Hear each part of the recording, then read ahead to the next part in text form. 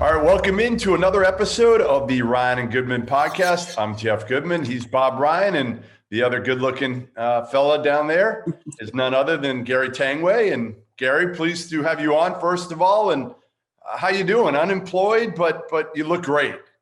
Well, thank you. Yeah, everything's going good, Jeff. I just feel so naked because I just have my wall in the basement, and Bob Ryan has the Boston Public Library behind him, and you have like the Pottery Barn doors behind you. So no, everything's good. No, man, it's all good. It's playing Mr. Mom, and it's been fun. First of all, how's your health, Gary? How you doing? You look great. Obviously, listen, for me, you'll always be somebody that I treasure because not only of our friendship, but how much you helped me to get into this business. And I don't think a lot of people know that, but you stuck your neck out there for me when nobody knew who the hell I was. Nobody still knows who the hell I am. But yeah. But honestly, I mean that sincerely. You've been one of the people, along with Bob, that has been incredibly gracious with your time over the years to somebody that was breaking in the business. So more importantly, how's your health? I'm good. Full remission. The people at Dana-Farber are miracle workers. Non-Hodgkin's lymphoma. I was very, very fortunate. And I'm good. Just scans are clean and everything's good. So, and I think Bob will agree. After talking 15 minutes with Jeff Goodman, it was easy to know that the guy had the goods. Yeah, I agree. All right. Yep. Couldn't agree more. All right. Where do we start, Bob, with Tanguay, grilling Tanguay? I want to start with this because I know you guys disagree on this completely. Gary wants to trade for James Harden, really wants the Celtics to get James Harden here. Bob is so anti this deal. You wouldn't even believe it. So I'm just going to open the floor to you two knuckleheads arguing pro and con of James Harden to Boston. Gary, the floor is yours. Bob, yeah, if I could start, I'm no match for the Hall of Famer. And I can certainly understand Bob's trepidation. James Harden does not play defense. James Harden pretty much does everything in the game of basketball that Bob Ryan absolutely cannot stand. So I am not surprised at that. But here's my feeling right now is that I think Harden makes the Celtics better than what they are right now. I think with Doc Rivers becoming the coach of the Sixers, I think with Washington getting better, I think with Miami finding their identity, I think the Celtics are right now the fourth or fifth best team. And I don't think that Tatum and Brown are enough right now. And I don't know if they ever will be. I would love to have those two guys here take the Celtics to a championship. But I got to tell you guys, I think the window is closed, as crazy as that sounds. I think the East is so tough. The Kyrie thing and the Gordon Hayward thing didn't work out. And I think that Tatum and Brown aren't enough to compete in the East the way it's constituted right now. And I think Harden gives you a better chance to win. I don't think that James Harden will make them substantially good enough to win a championship. First of all, to get him, you have to give up something. Yeah. What are you planning on giving up to get him? And that when it's all said and done, that the new roster won't make you any closer than where you were. You're going to have to give up a lot. Yeah, you're going to give up Brown. You're going to give up Brown. Smart. You're not talking about Tatum. We know that. But you're talking about Brown and Smart, right? And Brown, at least Brown. And yes, and we all know that the Romeo Langford would be the deal breaker. Romeo Langford, Marcus Smart, Jaylen Brown. I would do it. I think you need buckets. I think we fall in love with our own players. You're right. I mean, does James Harden make them a shoo-in to win the championship? No, it does not. But I think it makes them, A, more entertaining, and B, more competitive in the East. Entertaining? You give me agita.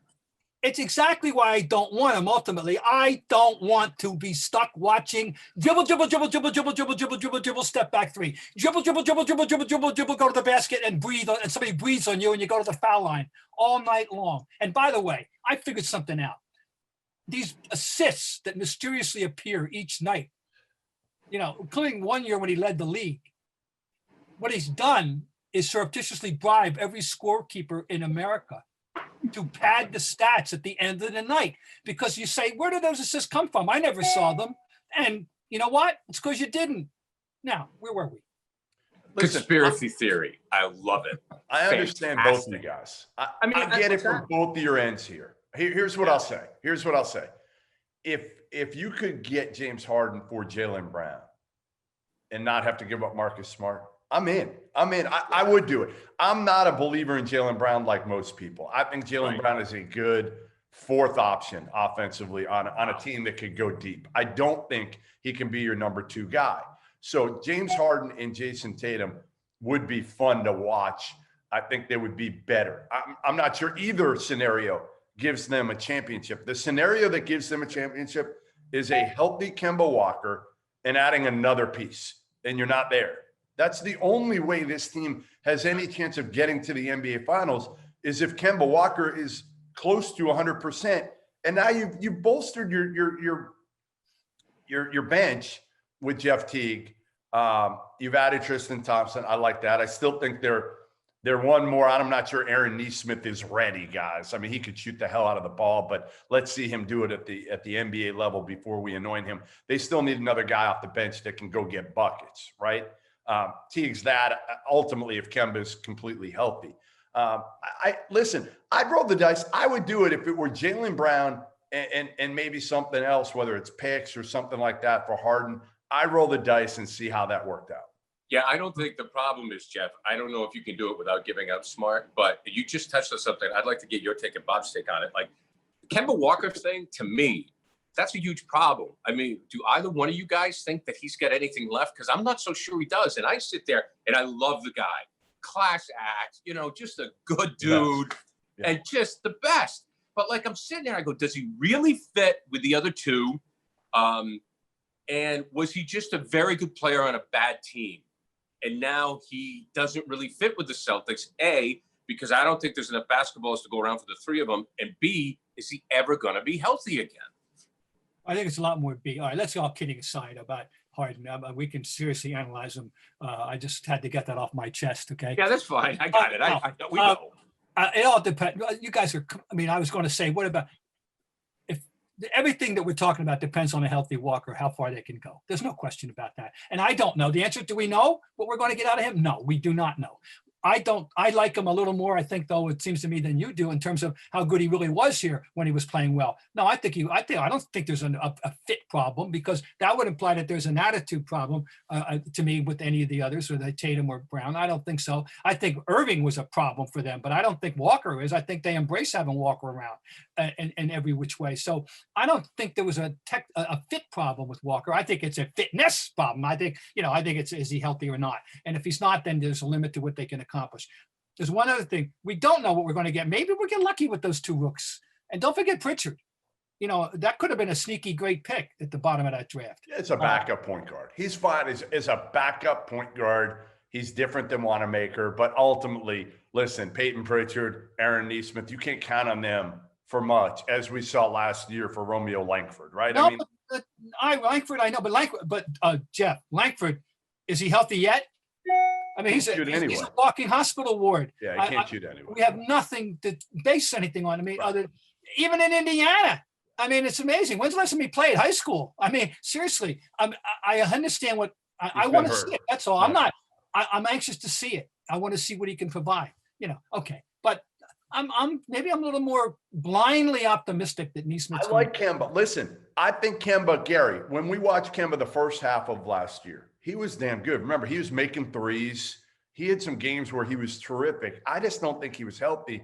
And to me, if he's 100%, Kemba's your second best player in this team. He's better than Jaylen Brown. He's not the defender, but he's a much better offensive player than Jaylen Brown. It's not even close. Well, here's the conundrum. I mean, what's the stat that we heard last year? The Celtics were something. For the sake of the example, it was like 22-1 or something like that when Jaylen Brown and Jayson Tatum scored 20 points or more, right? Sure. And then, so I kind of felt that Kemba, and I like Brown a little bit better than you do. I mean, not as much as others. I don't think he's like a true all-star. I think Jaylen Brown's a very good player. Yeah. I think he's a little bit better than a fourth option. But I get what you're saying. But, does Kemba prevent Brown from becoming the player or reaching his max potential? That's what I wonder. Everybody talks about the big three, and they're all kind of the same guy in some way. I mean, they all look to score. They all like to shoot from the perimeter. But isn't I that just Brad's want. I fault? don't know, Bob. Isn't Can that all Brad's three play fault, together? Gary? And they never really have, right? I mean, was Kemba actually healthy when Brown was healthy, and vice versa? Right. I think the bottom line there is they all look to shoot from the perimeter because Brad Stevens allows that and encourages that. That's not Jaylen Brown's game. That's never been Jaylen Brown's game. It's his game here. Even Kemba, like he's not a great shooter. We know that. Tatum is the one great shooter of the three. The team is best in transition. When Kemba's healthy and pushing the ball and Jaylen Brown is out running, and Tatum can play any which way. Like, I don't care. You play slow, play fast, play at the YMCA, play whoever. Jayson Tatum is going to be one of the 5 best players on the planet in a year or two. He is. I hope so. He is. There's no doubt in my mind. He could score in every which way. He showed his passing ability. He was tougher. He rebounded a higher level. Again, Bob knows this. I can go on ad nauseum about Jayson Tatum. I'm probably not the most objective human being about him, but I really do believe he's fine as your number 1 guy. You don't have a number 2 right now. You don't have a number 2. Like, Kemba's not a number 2 until he shows he's back. And I think maybe neither one are. Maybe Kemba and Jaylen Brown are like, 2A and 2B or 3A and 3B, whatever you want to call it. But unless Kemba is healthy, it doesn't matter. This team is going nowhere. Well, nowhere. Right. That they're not nowhere in the playoffs, nowhere deep. Right, Like right. maybe they can win a first-round matchup, and that's it. Now, Kemba, hopefully before the playoffs, he's back closer to 100%. They're doing the right thing because ultimately, if you finish 3rd in the East or 7th in the East, it's not going to matter if you don't have a healthy Kemba. You have no chance of winning the East. So get him healthy. I am not as giddy about some of these other teams as either of you. I don't think the team, the potential, won't say colossus, the potential monster is Brooklyn. Okay. It's if I mean, and the Dixville Notch returns on opening night, where that Durant is going to be fine, and Kyrie went 7 for 9 from the floor in this game. By the way, start off as a little, I mean, if they're going to play up to their potential, they're going to be really good. They've got a decent enough auxiliary cast, I think. If all those other guys' heads are in the right place and they worship at the shrine of the 2 big stars, Now, if they go and make the move for Harden, which means they disrupt the alternative, that's a whole other. Now we have another discussion, which we'll gladly have. Right. Yeah, they shouldn't make the move for Harden. What they got, they should not. They are going to be tough. There's no doubt because But everybody else, everybody else, Philly's better on paper. Look, they address their shooting needs to, we think, but Simmons is still going to be Simmons, right? And is not going to magically transform Simmons into something that he doesn't want to be. I don't know. I like. I think Miami is Miami. They're good, but they're not. I'm not afraid of them, Jeff and Gary. I'm not afraid of Toronto. I respect them both, believe me, but I'm not afraid of them. I don't think there's a colossus. I think the one potential one, I don't want to use that, is Brooklyn, but I think everybody else, they're as good as on paper. They weren't blown away by Miami, and they didn't have, what they haven't had, Jeff. We talked about it endlessly. They didn't have anything off the bench, and they had that problem in the middle. Maybe they've addressed that problem in the middle to a degree with Thompson. Maybe not. We'll see. But and one other thing, I just have to get this. I'm mounting the soapbox now. I guess I'm hopelessly in love in a bromance athletic sense with Marcus Smart. I think you totally underrate the fact that they have something nobody else has. There is no facsimile in the National Basketball Association for Marcus Smart. Don't bring up any other name of hustling mid-sized guy. There is nobody like him that combines the this, and the this. Nobody like him that plays the game the way he does. And they've got him, and nobody else does. And I don't underestimate that. I think Marcus Smart, I've done a 180 on him because his first 2 years, he drove me crazy with bad shots. Yeah. I agree everything you said on Marcus, but I don't know if he's enough now, Bob. That's the thing. You still need stars and buckets. And I don't know if Tatum and Brown are enough. And if you have to give up Smart to get something, I'm okay with that. Here's my thing is when you talk about the Celtics and where they are, on paper, yes, I did not like what I saw in the bubble. Now, I think we have to take a look at the COVID situation. We got to kind of throw it out the window. You know, I thought Ballmer was an idiot from the Clippers for getting rid of Doc. I mean, last year, as far as trying to keep a team's head on straight, I mean, good luck with that, right? But I do wonder if the Celtics are starting to tune out Brad. It's what, 8 years, guys? Bob, you know, I think Larry said to you, after 3 years, we stopped listening. And I love Brad Stevens. And I think that coaches love Brad Stevens. I don't know if players love Brad Stevens. Well, that's what I'm worried about. They love him. I just don't know if again, they have that respect for him in a sense of that he can really motivate them and he can really, like push the right buttons. I think he knows one button to push. And I'm not sure, again, sometimes you got to jump guys. Sometimes you got to get up in them. And that's never going to be Brad Stevens. That's, and to me, it's not just Brad. I've said this to Bob. There's nobody else in the staff that can do that. Like go get a veteran guy that everybody respects that can really jump these guys or get on them and be the bad guy. Cause that's not Jay Larranaga. That's not Jerome Allen. None of these guys. So it's not Evan Turner. What's that? Not Evan Turner, right? Yeah. I mean, Evan's going to be a player turned coach now. Like no, that's not going to be his role. I mean, I love Evan Turner. I think he's going to be a really good coach someday, but I think you're right to some extent. The only thing I'll say is getting rid of Hayward probably solves a few issues dynamic, you know, that he caused, not to his, you know, to his own, you know, doing, like it wasn't his fault, but Gordon, obviously Brad was trying to play him 2 years ago and get him minutes and get him back. And I think a lot of players resented that. There's no question that did not work out the way anyone dreamed. No, it everything about the whole Hayward thing, starting with the first 5 minutes of it, just seemed like it was scripted to go wrong in Boston. And so, you know, you're right. It didn't, and yet we saw glimpses, you know, that teased us so badly. Oh, I know. The second half of last year, leading up to Rudy Gobert night, you know, March 11, when the world changed forever for us, it did work at nights, and he did facilitate the move that ball. He was the too bad. It's too bad we never got to work at times.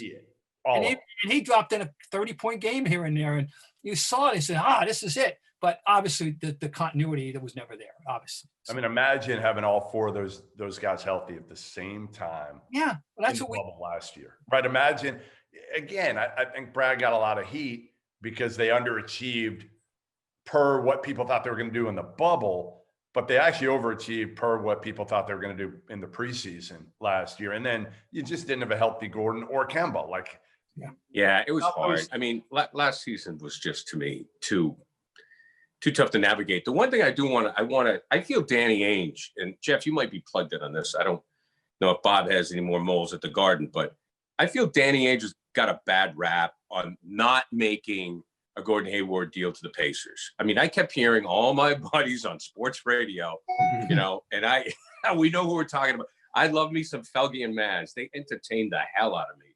But when they start jumping all over Ainge for this, I mean, guys, help me out. Are you telling me that if Danny Ainge could have traded Gordon Hayward in some sort of deal for Miles Turner, he wouldn't have done it? Of course he would have done it. Right. I just don't think it was there. And I think the player wanted to go to Charlotte for more money. I just think Ainge is getting a bad rap on this. Yeah, no, I would agree with that 100%. And I can't wait till we ask Gordon Hayward in about 2 months how he likes playing with LaMelo Ball. I can't wait. Good luck. Have fun. Well, now, LaMelo does pass it. Listen, right now everybody loves LaMelo because his passing ability, his court vision is ridiculous. As good as Lonzo's, if not better. But just wait till he starts jacking the threes, not guarding anybody. You know, Daddy's already yelling now about the Pistons waiving LiAngelo, saying that he gave him a free lottery pick. Like, I've seen LiAngelo enough, guys. Like, he can barely play overseas. Barely. Come on, what are we doing here? All right, let's move on. Can we move on to our favorite player, Bob? And that is Kyrie, who cannot stay out of the headlines. He can't do it. He tries. He says he's going to boycott the media. I applaud him for that because we don't have to listen to his garbage. He's backtracked already. Yeah, I mean, the best thing for me always is when I record the Kyrie, diatribes. You listen back, and this goes back to me interviewing him at Duke. Even you listen back for 20 minutes, and you'd be like, I have no idea what he's saying, like ever. I have no idea what this dude is trying to say. And some days he's great, and other days he's moody as hell. And that was the big knock from a lot of the former teammates that I talked to with Kyrie, was they never knew which Kyrie they were going to get. So they're walking on eggshells. Some days he's awesome, best teammate ever. Other days they come in the locker room and he would be like a bear to deal with.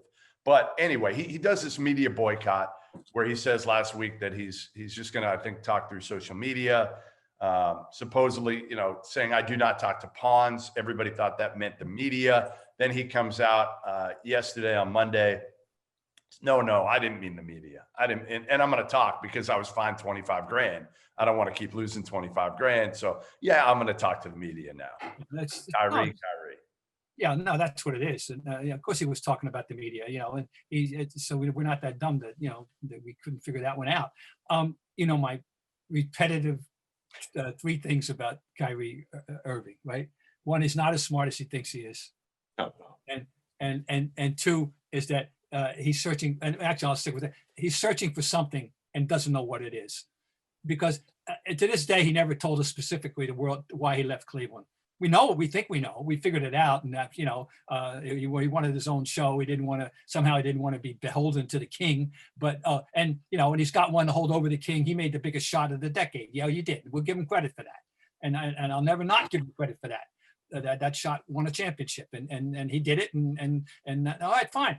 But then of course he insults LeBron and the famous podcast, which he says he didn't, but he did, and. About the finally going to play with somebody else who can make a big shot or whatever it was, the exact phraseology. Anyway, he's a fascinating study, a psychological study. Now, let me just say that, boy, is he good. He gets to the basket of his size as well as anyone has ever, and he is really talented beyond, argument. But is it worth putting up with him? I don't know. Well, we're going to find out. It's going to be a very interesting year in book one. It's a damn shame. I'm with Bob.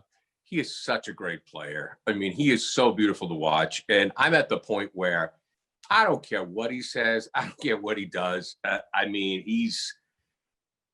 think Bob said it right. He's searching for something. And I don't really care. I just want him to play ball. I just want to see good basketball. I mean, that's at the point now, where we can't leave our house as much. We just want to see good, I know it's at the basketball, like the Patriots. I just want to see good football games. I don't want to see Cam Newton. I watch Patrick Mahomes. I mean, I will watch Kyrie Irving and the Nets because they're awesome to play. He's just so great to watch when he wants to play. So just play ball, man, because it's a damn shame. Because before he knows it, it's going to be gone. And he's not going to be remembered for what he did on the floor, what he could do on the floor. He's going to be remembered for this show. He's created a persona or an image, a cartoon figure. Yes. He made himself into the NBA's leading cartoon figure, which unfortunately overshadows the fact that he really can play, and he can play. There's no. He can play. No the word I use with Kyrie is condescending. That's what he is. That's what he is to the media, and it took the media a little while to figure that out. I had told a lot of the local guys when he first got here. I said, "Hey, and he fooled them early for the first half of that first season in Boston. He kind of fooled them. They're like, oh, he's great to deal with. I said, just wait. Like, it's coming at some point when things don't go well. And that's what I'm afraid of with Kevin Durant. It's like, it's great right now. It's the honeymoon period, right? You love somebody that you haven't necessarily worked with, right? They're great to deal with once in a while. You play the USA team here and there, whatever. Now you're dealing with them every single day.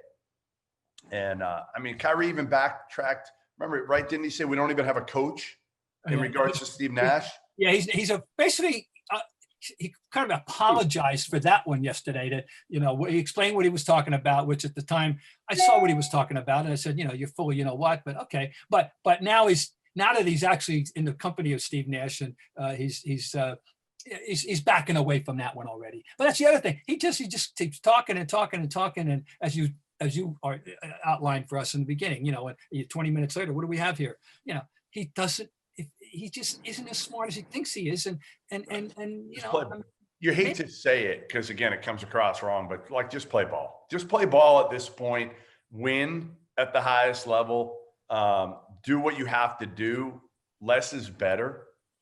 When you talk after a game, talk about the game. Talk about how much you don't take shots at your teammates. Number one, don't take shots at your teammates. Right? You've done that in several places now. You did it in Boston. It kind of ruined the chemistry and pissed off Jaylen Brown and some of those other young guys. Don't do that in Brooklyn, where you've got some real, like Karis LeVert is like the best kid in the world, like such a good kid. And he's coming into his own. How's he going to be watching the Kyrie and KD show? Interesting.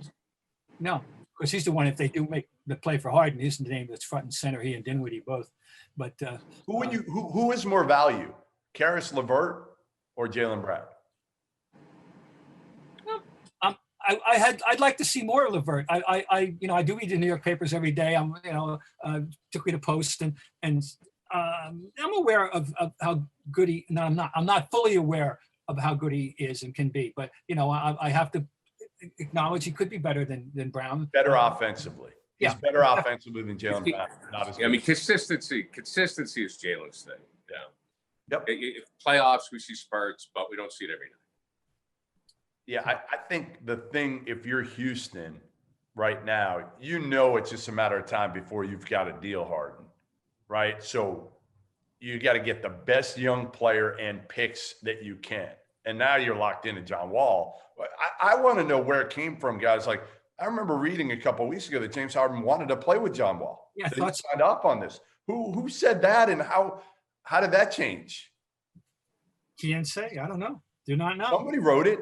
Right? Somebody wrote that. I'm not imagining that I read that, am I? Well, no, I mean, maybe it's not Harden's decision. You know, maybe Houston said, look, I don't want both you guys, you know, I mean, and they need to start putting better pieces around Wall. It's probably the team's decision. Because I don't know if I'm running the Rockets. I don't know if I want both of those guys. You know, I'd rather try to trade Harden and get some other players. Now I read today, you got another not fully contented player in PJ Tucker. He's got a contract issue apparently, and I love PJ Tucker. Like we love his game. On the Celtics and PJ Tucker's in the block, and I got Marcus Smart and PJ Tucker. I'm gonna win every fight. Number one, like I'm never losing a fight with those two. So and PJ Tucker, trust me, you don't need Brad Stevens to be the bad guy. He'll hold everybody accountable. They need that, right? They can't. Where's Harden gonna go? What do you guys think? I mean, Jeff, what are you hearing? Of what? On Harden, where do you think he ends up? I mean, listen, I don't think Philly's going to part with Simmons or Embiid. I think he should go to Milwaukee. Like, to me, I would throw whatever you've got at him in terms of young assets. They don't have a ton. That's the problem. But Giannis and Harden fit together better than any of these other teams. Like, Harden and Tatum don't fit together great. They don't. They both need the ball. They both need to score. Like, Giannis and Harden, I think, would fit together the best.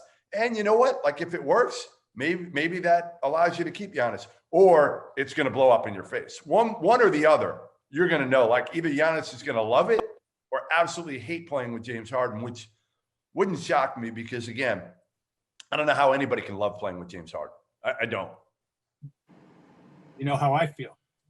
Yeah, we know. You're right. I know. So, and seriously, I put myself in that position. I don't know how he's not fun to play with, but somehow, all right, all kidding aside, he does wind up with all these assists every night. And you say to yourself, where did that come from? I don't remember. You don't remember any of them, which is, I guess, a tribute to whatever it is that he is.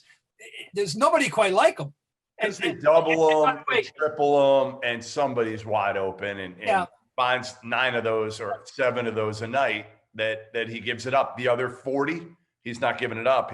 One thing no one talks about, I'm shifting the narrative on him a little bit just because he is such a fascinating singular figure. He is a fascinating singular figure in the history of this league, which, by the way, is celebrating its 75th anniversary this year. And I don't hear much talk about that in terms of, milestones, kind of thing. We made a big to-do out of 50. But anyway, this guy, he's led the league in scoring 3 straight times. What I'm getting is this.